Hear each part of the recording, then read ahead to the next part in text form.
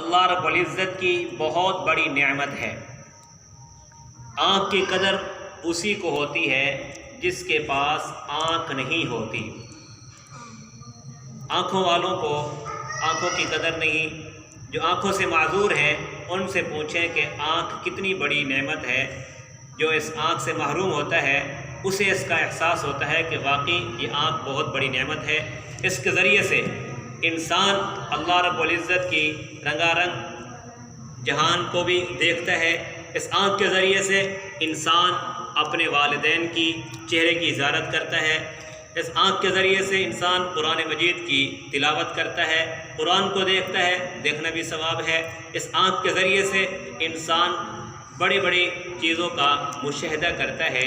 تو بسا اوقات انسان کی آنکھ خراب ہو جاتی ہے، کسی وجہ سے آنکھوں میں پانی چل رہا ہے، جس سے انسان پریشان ہے، اور دوائی کا استعمال کرنا یہ بھی سنت ہے، تو دوائی کو بھی استعمال کریں، اس سنت کو بھی اپنائیں، لیکن ساتھ ساتھ قرآنی آیات جن کے اندر اللہ رب العزت نے شفا رکھی ہے، جیسا کہ اللہ کے حبیب علیہ السلام کے پاس ایک صحابی آئے، عرض کیا کہ اللہ کے محبوب میرے سینے کے اندر درد ہے، تو اللہ کے حبیب نے فرمایا کہ جا قرآن مجید کی تلاوت کر، قرآن کو پڑھ، اللہ تجھے شفا عطا فرمائیں گے۔ وہ صحابی گئے، قرآن مجید کی تلاوت کی، قرآن کو کثرت کے ساتھ پڑھا، واپس آ کر عرض کیا کہ اللہ کے محبوب پیغمبر، اللہ رب العزت نے مجھے شفا عطا فرما دی ہے۔